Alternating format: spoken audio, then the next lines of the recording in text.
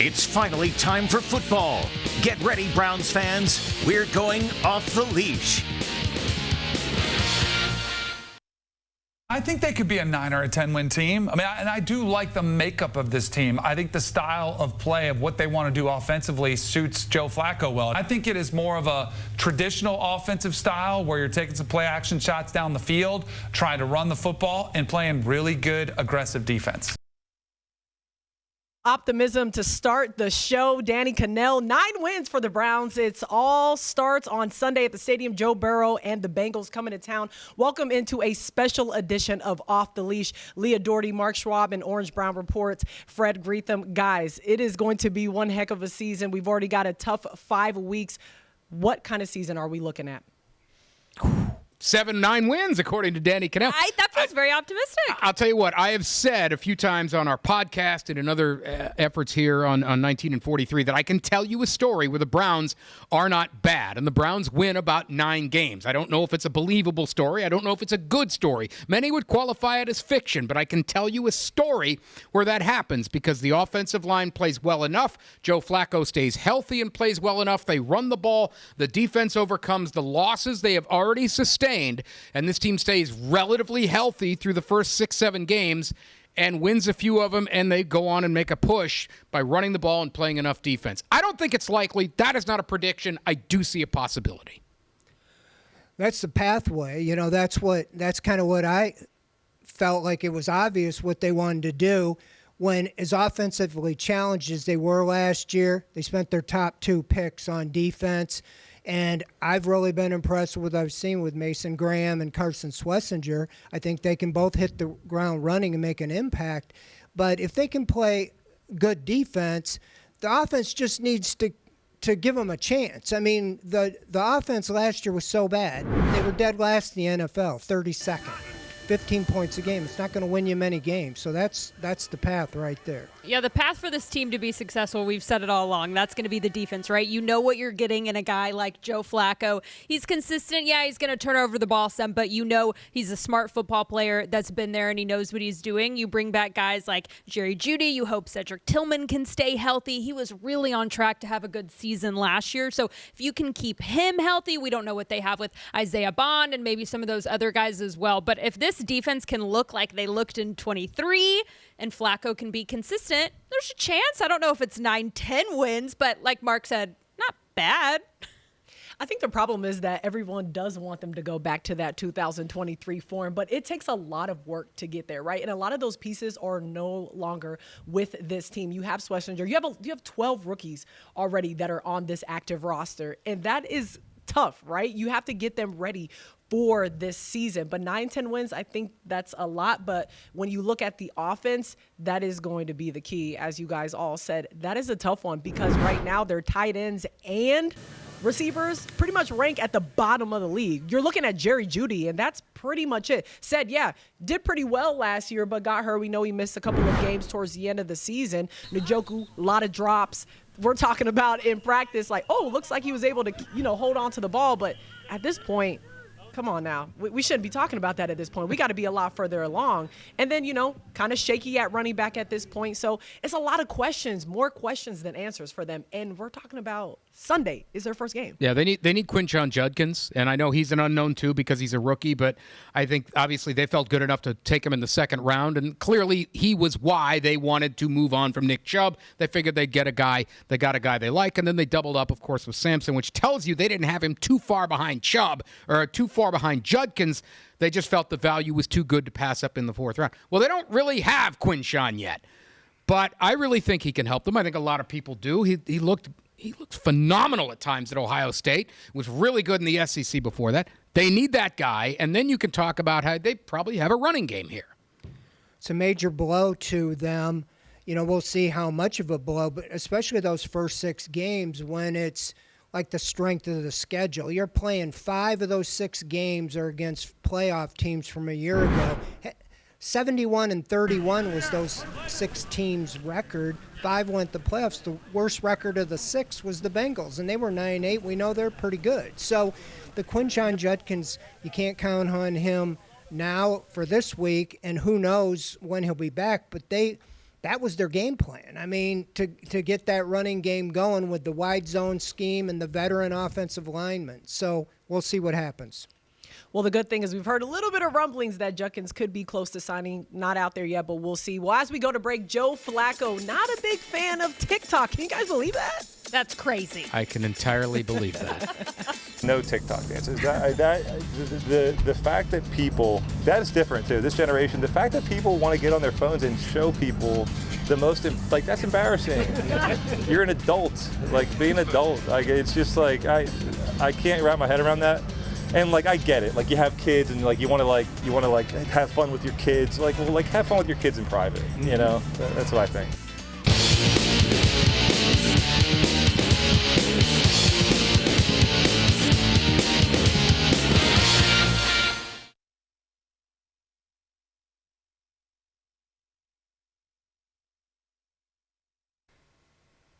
Fancy schmancy.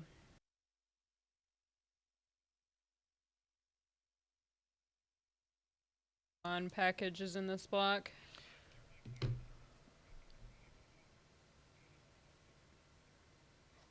Okay.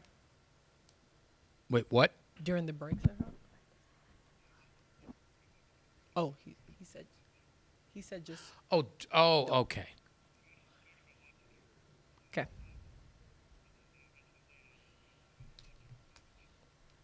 And you're okay with me tossing to that? Okay.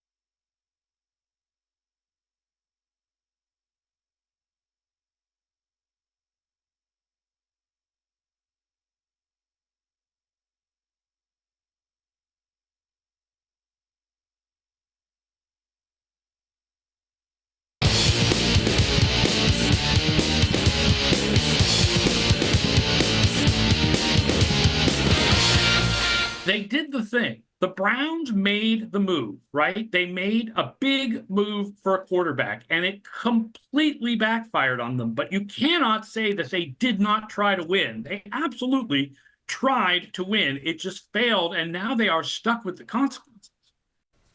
All right, Deshaun Watson could be making his return. We know that that's not going to possibly happen until week 9, dealing with that Achilles injury, that double Achilles injury at this point. What happens? I think he plays. I think we see him in at least one game, knowing the Browns, knowing how this quarterback carousel goes. I wouldn't be surprised if we see him. I just feel like that's what's going to happen in Cleveland. Imagine like a movie that was terrible, and then they made 3 sequels of it. Yeah. This would be part 4. Like, by the time we got to Superman 4 or Indiana Jones 4 or any of those, there was enough stock built up in the trilogy. You're like, oh, we need one more. No, we've seen this movie 3 times. We didn't want the sequel. We sure didn't get part 3, but the $260 million said we all had to watch it. Now we might get part 4. No, thank you. I don't want to see it. I'm sure we will for the reasons Leah put out there. Nobody wants to watch that. Please make it stop. I don't understand what the big deal is. I think that he should play. Listen, if he's healthy, then he needs to go out there and he needs to play. I don't care if it's the trilogy, the whatever comes after that. He needs to play. If he's healthy, get your butt out in that field and try and redeem yourself at least. Mark looks distraught. Okay, my question to y'all is, though. He looked good in the videos. Well, he's amazing on a treadmill. Say, Flacco has a whole bunch of turnovers or maybe an injury or whatever, and he's not able to play. Would you rather play one of the rookies over? Yes. And what if maybe they have? What if in this scenario we've seen Dylan Gabriel for a couple games? Maybe we've seen Shador. Not good. I would rather them start Kirk Herbstreit's dog. Or I forgot Bailey Zappi, too. Great. Everyone wants to see Kirk Herbstreit's dog. Bailey Everyone wants to Zappi. see Run him Peter. out there. Let's go. Totally deal with That's why they signed Bailey Zappi, to insulate themselves one more spot. Because, no, that would be the worst nightmare, I think. When your owner says we took a big swing and a miss, that kind of tells you, what the thinking of the organization. They traded to get a quarterback next year. If they don't feel Dylan Gabriel or Shador Sanders is the answer, I think he's out of the plans. But, yeah, like you said, 9 starting quarterbacks the last 2 years. Anything can happen. Whoever's under center, you're going to need a healthy O-line. One guy they need to stay healthy is DeJuan Jones. I was able to catch up with him and talk about this upcoming season. The big storyline with you headed into this season is the move, obviously, right tackle to left tackle. I know you got a little bit of work playing in a preseason game with that. So how have you felt so far with that transition? This had its challenges, like I always say in my interviews, blocking miles is definitely a challenge. And just playing left tackle, the angles are different. And, I definitely am just still learning and developing. But, it was good to go out there and get the experience to play in the game. And, we're going to probably play on this Saturday. So it'll be good for us. That's a big transition. So what was going through your mind when you realized, okay, this is going to be how I'm able to help the team the most, is making this move? It was more so just, just try something new. It was kind of the same in college, going from right tackle to left tackle. So, I'm always up to anything. Your first couple seasons here in Cleveland have ended in injury. I know you've been working really hard to get into great shape this offseason. I know you've lost some weight. What are the things that you've done to prepare yourself for a healthy year? Just diet. I got with my nutritionist, Kelsey. That was my main piece this year, is just get with her and, just cut out the bad things I don't need. You still can, actually snack as much as you want to. You just got to make sure you do it at the right time and stuff like that. So really just hats off to Kelsey. That's been my person I leaned on. You've had 3 offensive line coaches in 3 years. What are you able to take from each of those guys now headed into this year? They all come from the Bill tree, or that they work for Bill. So, I kind of really just stay from the Callahan tree and just use that to the new coach. And, they really don't have no issue with it. Just some things I tweak just because, that's just what Coach asks for. But for the most part, that's what, Bill and Coach Bloom are the kind of same people. Joe Flacco was named the starter for Week 1. What is it like to have him back here in Cleveland? What type of energy does he bring to this offense? Just leadership. Not that the other guys don't, but he's just been there. He's done it 10 million times. So it's like, he just hats off to Joe and, just gonna do his thing. Everyone in the offseason talked about a heightened intensity, whether it's in the weight room, out at practice. Do you feel that? Do you feel a difference from last year? Yes, it just feels like my rookie year. I never try to compare years, but you just get that vibe and energy from everybody. People want to, just be around each other, and I like that. It helps team chemistry. What makes you most excited about this season? Just winning. Winning games, bringing the city happiness. It's definitely sad when people come to you, they talk to you about, just losing. I hate being listed as a loser. And so, I think that the main thing is just bringing wins to this team this year. All right, and 4 out of the 5 O-linemen free agents after the season. We really need those guys to stay healthy if you're going to give any of these quarterbacks a chance when you get to it. Joe Bitonio, man, he's still here. Thank goodness. He's the rock, right? I mean, he is what Joe Thomas was with him for so many years. And, of course, he played alongside Joe. He's the guy that we're at the point now, you're wondering every year, is he going to play? And thank goodness he kept saying yes, and he said yes, and he's back because it's one position you can cross off the list. One of the best guards in football. You don't need to fill that hole. And the question we all want to know is how good – that's what I said. I can tell you the story where they're good. This offensive line being good is part of that. How good you guys feel about that? Joe Bitonio was going to retire. When Kevin Stefanski talked to him about, and at the end of the year, about going back to the wide zone. That reinvigorated him, as well as Jack Conklin. Both of them said that. Three of those four have Pro Bowl resumes on them. They've been very good in the wide zone. The question is, will the running backs be able to do the Nick Chubb, and pull that rabbit out of the hat? Yep. All right, well, talk of the season is the quarterbacks, obviously. As we go into break, we are going to hear from one guy who actually does believe in the quarterback of starting Joe Flacco. Absolutely. I think they made the right move. They could greatly benefit from the experience and excellence of Joe Flacco sitting there and being in that quarterback room and watching what he does and talking about what he did and why he did it and what his decision-making was.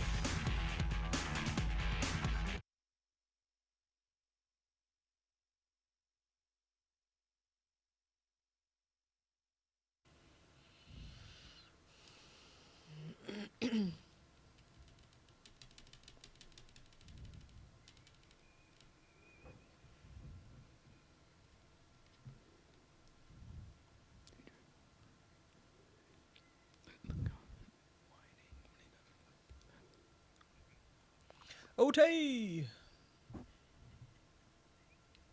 Oh, you're right.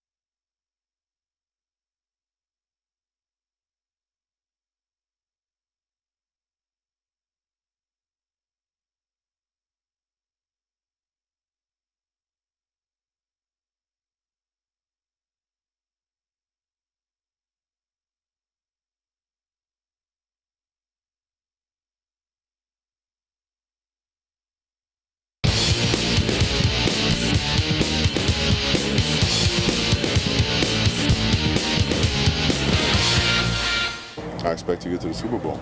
That's our expectation every year. I expect to run back the Defensive Player of the Year. So, keeping both of those things in mind, I have to be the very best player I can be every single day, whether we're practicing or playing. As soon as I step foot in the building, I have to be the best version of myself. Well, I think we can all agree that Defensive Player of the Year could be a possibility. I'm not sure about the Super Bowl just yet. Let's pump the brakes. But we do know Miles is Miles. But it does look like the linebacker room could have some problems. We know JOK is not playing this year. Jordan Hicks decided to retire. Didn't see that one coming. Jerome Baker is now the oldest basically in the room, who is coming back home to Cleveland. What happens there? We've heard a lot about Schlesinger already, Fred. He's the key. I mean, they drafted him when they had offers at the top of the second round. They wanted him, and he's been up to what he was billed. He's been a tackling machine, but they're going to need that, and that's kind of a lot of pressure on the rookie. Devin Bush resurrected his career last year as a former top 10 pick of the Steelers, and when JOK went down, him and Mahmoud Diabate both had breakout-type seasons, and they need both of them to do that again. You mentioned Baker. They had an undrafted rookie, Easton Mascarenas-Arnold, made the team. So Schlesinger, though, is the key, and some of them other guys, because that front line, I think, is going to really penetrate, but they got to go make the tackles because that rushing defense last year gave up 129 yards a game, and they got to get that back in the top 10 to have a chance to have a good defense. It's also important to note also that Jim Schwartz said that he's never seen a rookie really come in there and be able to take, just take control of the defense and really tell people what they need to be doing, where they need to be going, showing that passion. And that is a positive thing, considering that is the leadership they're kind of looking for, right? And you definitely need it in that room. Yeah. Greg Newsome also said the same thing. It was interesting, too, because Jerome Baker, when we spoke to him, he was talking about Carson. He said, this is a football guy. Like, he was like, if you just want a guy that you can sit down with and is just a football junkie and just truly loves the game and is so passionate about it, like, he's your guy for that. And so they seem very excited about him. He's been able to step into, I don't even know if I want to say it, like a leadership role just as a rookie. He's calling the plays, as a rookie, and he reminds me, I'm dating myself, but when I first saw Clay Matthews show up, and I'm not talking about the one that played with the Packers, the one that played with the Browns. He has that blonde hair flowing out from the helmet. He looks like a football player. Talk about the rookies wearing a green dot. Schwartz has said he did have, I think it was in Buffalo, he had a rookie wear the green dot before, and the kid did all right. But he's gone above and beyond what he said about that young man with Schlesinger. So, of course, that feels good. It's great. You like that. That's also one dude, right? You need that rookie to be right. You need that rookie to then stay healthy also. Yeah, for sure we'll be seeing a lot of Schlesinger out there for sure. But we know we've talked a lot about the quarterbacks, at least on the offseason, and now is a dome coming to Brook Park. Is there or not? Will there be? Back and forth. We don't know what's happening. Fred, what's your thoughts on a dome? I think when a billionaire buys 170 acres, that it's going to get done. And I think they're pretty determined. It's full steam ahead. I don't know all the legal ramifications, of the snags, but it seems like usually they'll get things worked out. That's my opinion. What did he say? 99% confident that they're going to build the dome. Jimmy Haslam Maybe said. Maybe a drone too. Well, they'll probably have some drones in there. Maybe Mark could fly one. That would be fun. I kind of like the way that they're also starting to build those, new stadiums where they kind of just have it where it's not a complete dome, but it's just over where it's still protecting. It's like people. A lid. Yeah, like a lid that it's still protecting people at the top, and you're still getting the elements at the same time. I think that they will miss that part, unless it's a retractable, and I guess you just open it and close. Yeah. But then if it's snowing, why would you ever open it? Yeah. So you wouldn't. I know a lot of people are upset about the weather element. I don't know how much that has truly helped the Browns over the years anyway. They lose all the time. Well, I guess we'll see. Well, still to come, the most annoying player in the NFL.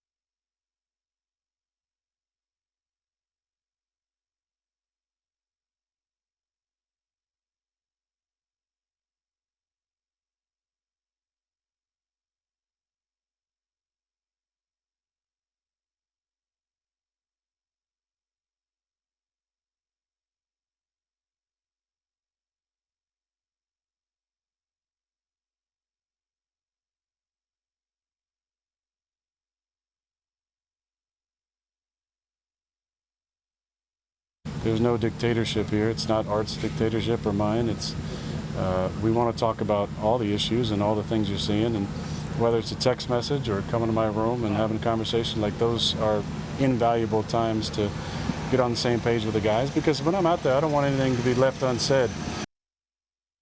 All right, so the Action Network fans asked fans to pick the most annoying player in the league. No surprise here.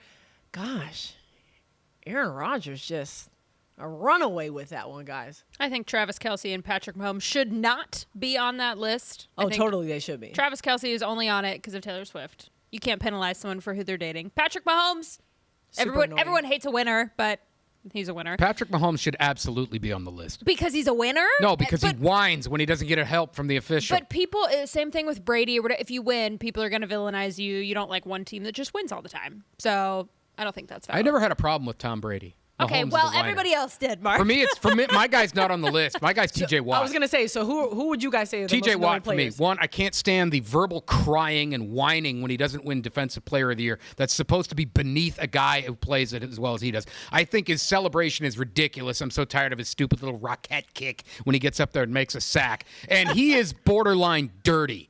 The Steelers are a dirty team. They have been for decades. They always get away with it. They always have. Hey. Vontaze Burfict is villainized for a decade, yet all he did was treat the Steelers like the Steelers treat every other team. And TJ Watt plays along those lines. He's one of the golden children on one of the NFL's golden teams, so he gets away with it. Nobody cares, but he whines. His celebration's dumb, and he should clean up his act. Mark, other than that, he's a whale of a guy. You need to take it down a bunch. You're not too much on the Steelers, okay? Not too much on the Steelers. Don't be upset. We are in the air in Cleveland, Ohio. I could go on and on and on and on. Fred, what do you think? Just in my crack thinking of this as it happened, TJ Watt immediately, but he already went on the rant on that one.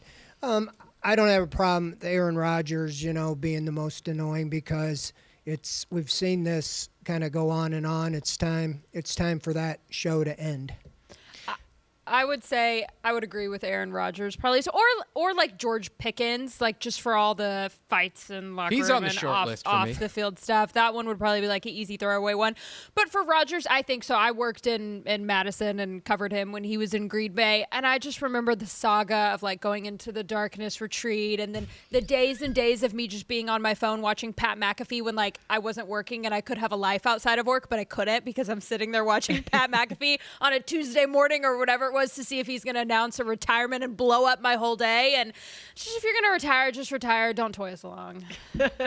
Well, listen, we do this on Tailgate. Let's try it out here. Blind resumes. I'm going to show you two different quarterbacks, okay? Over the last 17 starts, look at these numbers. Don't try and guess who it is. Just answer who you guys think the better quarterback is. Okay? You got 32 touchdown passes compared to 28. 11 interceptions to 18, 35 sacks to 38. Fred, what are you going with? Well, I'm a statistic guy. I would go to the one on the left, but I'm sure that's not the right answer. Yeah, I feel like we're trying to be tricked here. I feel like it's number 2. Producer Chris is so good at this because clearly you look at the left, you're like, that's just better. So QB1, and I can't wait till the reveal. It's going to be QB2. It's got to be. But QB1, clearly better numbers at that point. Drum roll, please. I knew it. You have selected Joe Flacco. See, I picked correctly. You guys, listen. The annoying, he's not annoying. Here. Oh, that is He's really Texas good. Tech alum. Please. That was really good, Mark. Thank you. Listen, I think people got to start putting respect on Joe Flacco's name. I think like, people he's do. old, he's old. But no, a lot of people are not putting respect on his name right now, Leah. They are trying to disrespect this guy and his 20 years of experience because they want to see Shador or Dylan or whoever else. Okay. Like, come on now.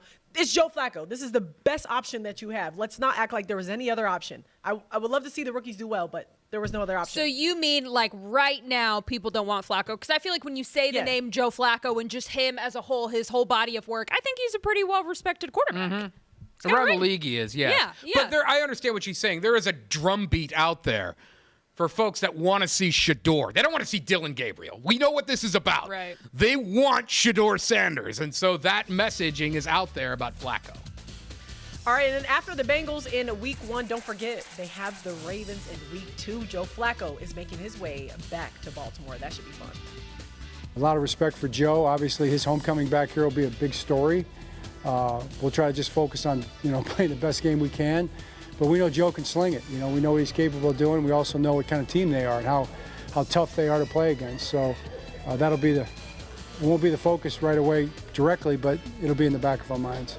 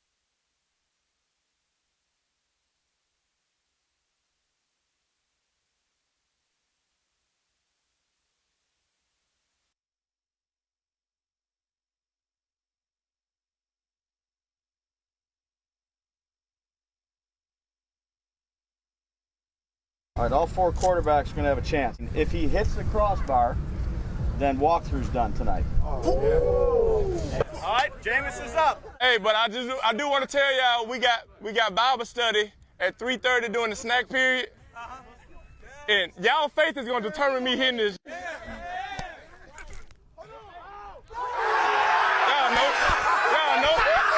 know what time it is. Y'all know what time it is. I'm trying to tell y'all. Hey, who going to Bible study? Who going to Bible study? Well, I tell you, if I miss anything, it is Jameis Winston. I miss him being a part of this team so much. Between him and Russell Wilson on one team, baby, you are going to church every single day. You are getting the word. So you got to love Jameis. But it's now been 6 straight years that a team drafting in the top 5 has made the playoffs. Let's see the bottom 5 teams from last year. Now, who's it going to be this year? You have the Titans, obviously the Browns, the Giants, the Patriots, and the Jaguars. What are we seeing happening with that? Does anyone go? Does nobody go? Best chance for me here is the Jaguars, and I'd give the next best odds to the Patriots, but it would be well below the Jaguars. They have their quarterbacks. We don't know what Cam Ward is. We sure don't know what Jackson Dart is. I think we know what Russell Wilson is. I think we know what the Browns quarterback situation is. Trevor Lawrence, I know his development has been questioned and how far along is he. He's a guy. He can play in the NFL. And we think that New England has their guy as well. So Jacksonville would get the highest odds for me based on they have the most at quarterback. I think the Patriots, I like Mike Vrabel. I liked him when he was here. I felt like if the Browns were going to make a change, that would have been the move to make because you had him here. He has a lot of the it factor, and I think he can turn that around. If any of those 5 have a chance, I think it would be the Patriots. All right, going back to the Browns, I want you guys to give me a breakout player of who you guys think will just show out this season someone that maybe that a lot of people are not talking about. If you don't mind, let me go first, okay? I'm going to just shake it up a little bit, and I'm going to go with Isaiah Bond. And I say that because this guy had gotten there, only a day or two before everything, after his situation and his rehearsed speech that we heard that was crazy when he was his press conference when he was introduced at that point. But they felt so good about this guy already getting in the game, making the 53-man roster. Obviously, they see something in him, and they're ready to play him. And at this point, that is a great group right there that somebody needs to show up. And it could be said, I don't know, but I think Isaiah has a good chance to compete for it. I think I would do Cedric Tillman probably for mine, just because he showed, which I don't know if that's cheating. It's not like a rookie or a young guy, right? But he showed so much promise, and he's just, if the kid can just stay healthy. And I think someone asked him that last week. They were like, what are your goals for the season or whatever? And he was like, I just want to be healthy. Just keep me healthy. He's been a really bright spot, and I think being with Flacco and the connection, they looked good at camp, and so that would be that. I've liked watching Dylan Sampson a lot too. Wow, 2 Tennessee Vols. High five. I didn't mean to do go, that, but baby. if Ashley, I didn't mean to do that, but I like them both. They've looked good. I agree with the Tillman. Got to know him in the offseason a little bit. But I'm going to go with another Isaiah McGuire. I like what I've seen of him. Him and Alex Wright both have had a great preseason training camp. And one of those two guys, if not both, I think could be the guy opposite Myles Garrett and really help entirely. I already talked about those two rookies. I think they are. But I think on defense, Isaiah McGuire. On offense, Jamari Thrash. Keep an eye on the young guy from Louisville. All right, so I'm going to give you who I think it could be, and then I'm going to tell you who I want it to be, and I'll be quick. I think it could be, for the reasons we've already discussed, Schlesinger. He'll have the opportunity. But the guy I want it to be is Alex Wright, building off what you said. You want another guy to step up other than Myles Garrett. He's been a rotational pass rusher, mid-round pick. Sometimes those guys take it to a next level when they get that opportunity. I hope it's Alex Wright. It would help this defense tremendously. I hope it's Harold Fannin, too. That's one that we haven't talked about. I don't think he gets enough. I don't think he's too far in yet. I said hope. I know. I said hope. None of us said Mason Graham, by the way. That is true. So those are like we expect them to be. I don't know. Like that wasn't my racehorse. We expect them to be good. Well, Off the Leash rolls on after this. Up next, we are talking about the biggest trade so far to happen in the NFL. We'll be right back after this break.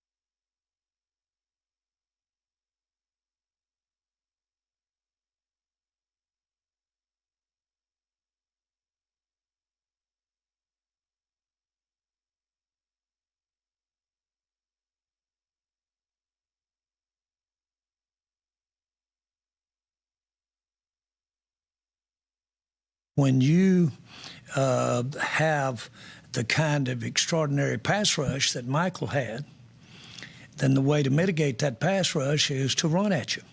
I firmly made a commitment to Michael this spring, Micah, and paid him, and to pay him.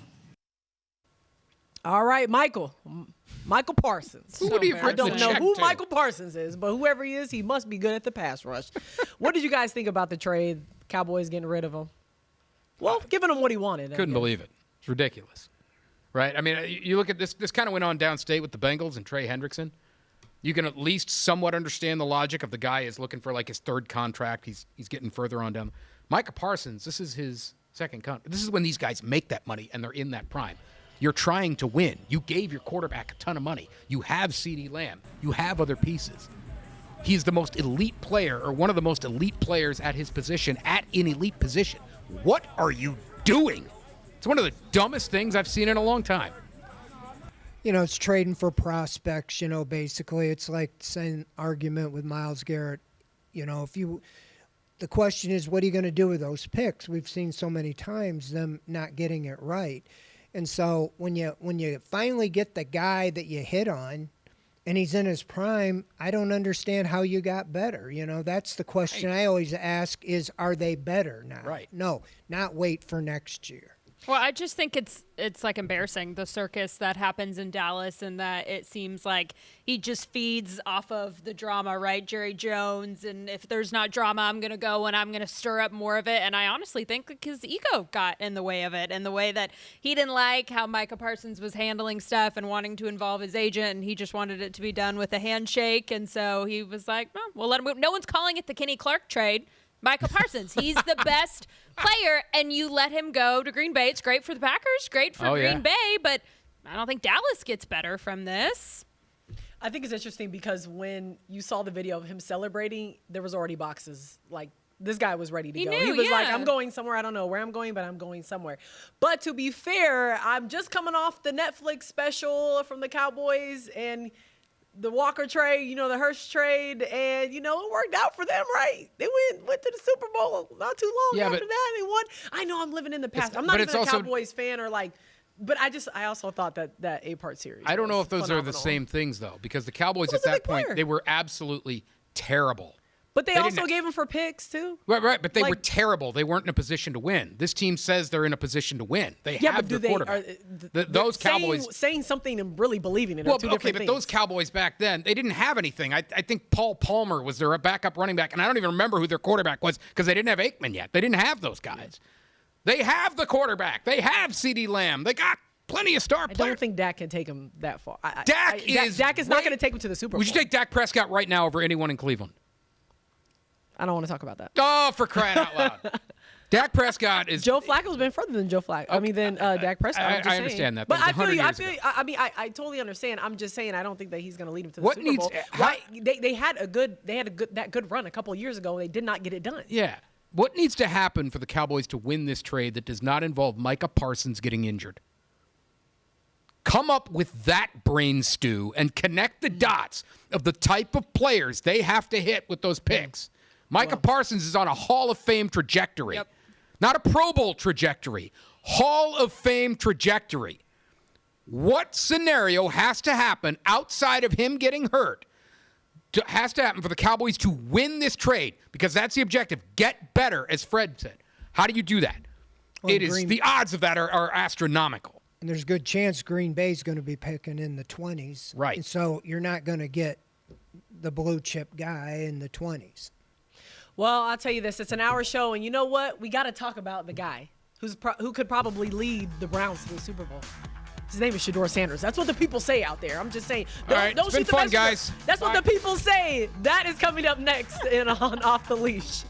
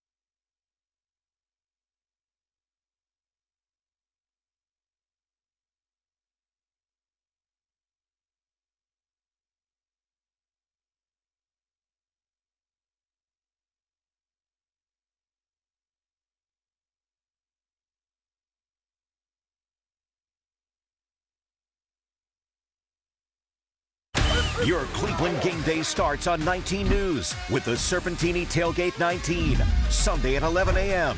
Featuring Mark Schwab and legendary Browns players. Tailgate 19, sponsored by Serpentini Chevrolet. Start Shedeur. Yeah, for sure. I mean, listen, what do I want to watch? I want to watch Shedeur Sanders. Who doesn't want to watch that? But put him in, coach. Yeah, give the people what they want. The world wants to see him go out there and not only play, but have success. At this point, guys are rooting for him. I say all this as a fellow Clevelander, and I hear with the chatter around Cleveland and how everybody just you get Deion's son in the building. He enjoys being in the limelight. He enjoys being on that football field. He's got excitement. He's the showman when he plays. It's just it's so fun to want to root for that. It's fun to imagine what it would look like if they let 12 go out there and shake it, man. All right. Well, you heard Travis Swift right there. He wants Shedeur Sanders out there. I understand. Mr. Swift contributing to the program. I had to do it, but Travis Kelce wants Shedeur. So, guys, that's going to be the biggest question of, like, how long are we going to see Joe Flacco start? And, again, Shedeur is the third quarterback. He is the emergency quarterback. So when do we see him actually playing? Well, you want me to go first? I'll let Fred go. I feel like, I said this first time we talked, first podcast, was that Joe Flacco was the most obvious choice to start the season. They're playing 6. They got a gauntlet to open the season. Do you want to throw a rookie quarterback, whether it's Gabriel or Sanders, out there and get eaten alive? I've seen quarterback after quarterback get eaten alive here with the Browns, throwing them out there before they're ready. This regime right now seems like they have a plan to work them, develop them. If things go off the rails with Flacco, there's going to be plenty of time. If these first 6 games they go 1-5 or 0-6, you're going to see a lot of Dillon Gabriel and Shedeur Sanders. Oh. But if things are going well, keep riding. To sell David Njoku, Myles Garrett, Joel Bitonio, Jack Conklin, Denzel Ward, and say you're going to be competitive, the most obvious was Joe Flacco. We'll see what happens, but I'm pretty confident Shedeur will see the field this year. I think if Joe Flacco stays healthy, you're going to see him through at least the bye week, even if they're terrible. And I do think it's because Kevin Stefanski is a veteran head coach who seems to have a little bit of job security right now because the ownership likes him, the management likes him, and everyone knows he does not have a quarterback. He also wants to keep his veterans interested. And I think if he says, we're 1-4 or 2-6 and I'm going to pull the plug, it's going to cause a lot of guys to say, all right, you know what? I mean, they're still pros and they're going to go through it, but they're going to grumble. And I think he is going to ride this out to a point where a lot of us are saying, this is ridiculous. Play the kids. Personally, I would rather see Dillon Gabriel than Shedeur Sanders.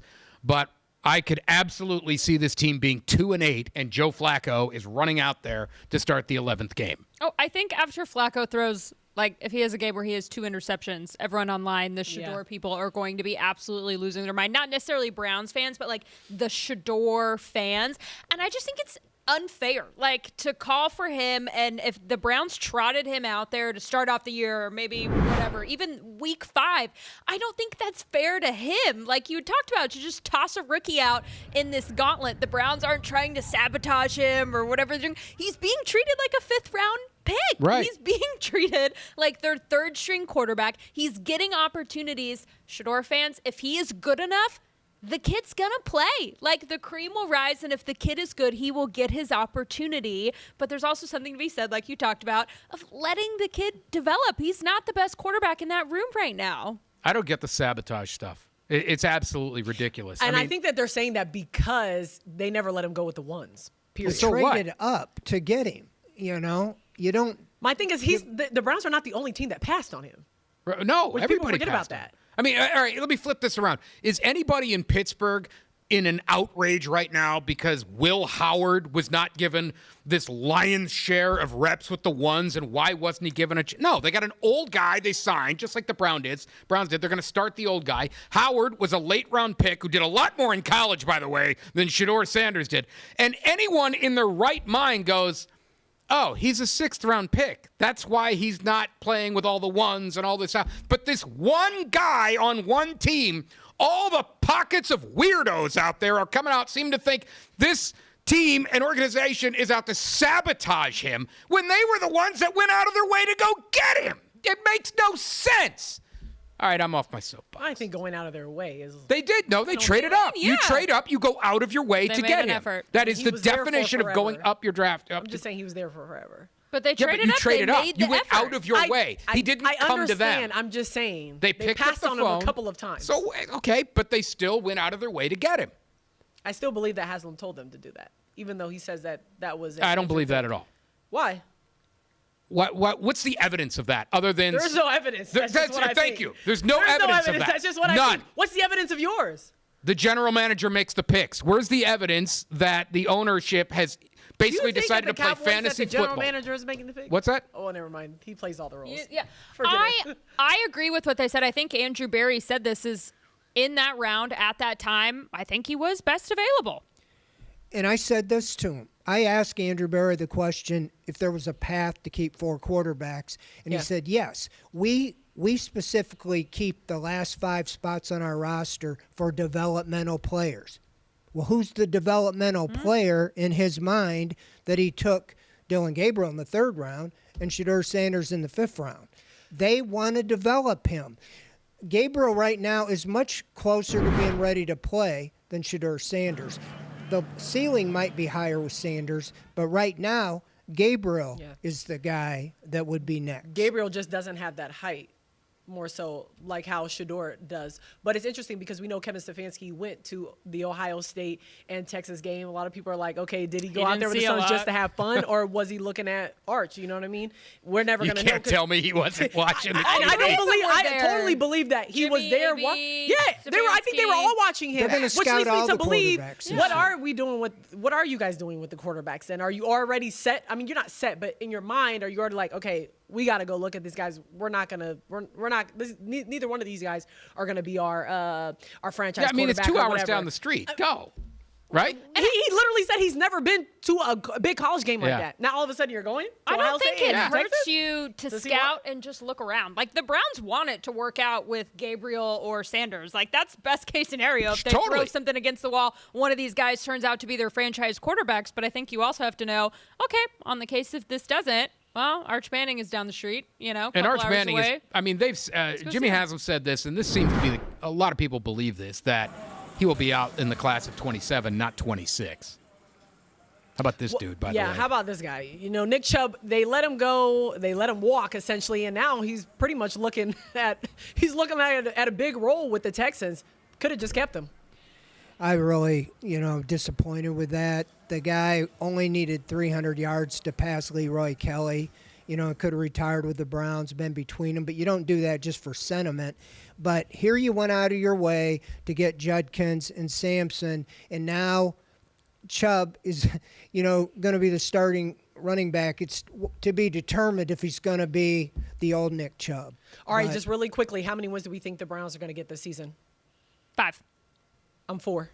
No, I'm 5. I'm 5. I was going to say 5. I got him at 8 and 9. Ooh. Okay, Fred. Well, don't forget Friday Football Frenzy. It goes down at 10:30 on Cleveland's 43. Make sure you tune in to myself, Mark Schwab, and Leah Doherty. Unfortunately, Fred's going to be missing all the fun for that, but you can come visit on a good this. time. This is a special edition of Off the Leash. Thank you guys for joining us. Make sure if you missed anything, you can catch it on Cleveland19.com. See ya. Have a good night. Night.